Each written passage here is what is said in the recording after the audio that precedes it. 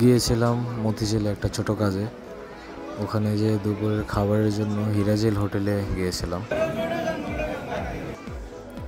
Family নিয়ে যাওয়ার কারণে আমরা উপরেই বসি, নিচে অনেক ভিড়, যার কারণে উপরে ফ্যামিলি কেবিন আছে, ওখানে বসি। খাবার আগে একটু পার্ট নিয়ে ফ্রেশ না হলে কি হয়।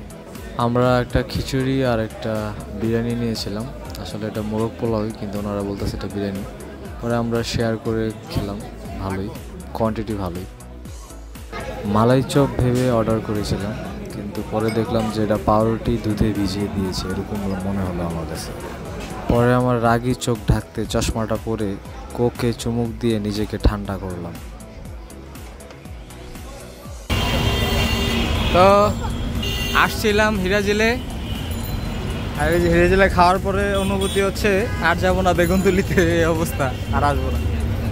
ওভার প্রাইস সব কিছু ওভার প্রাইস, এবং কোয়ালিটিও ভালো না।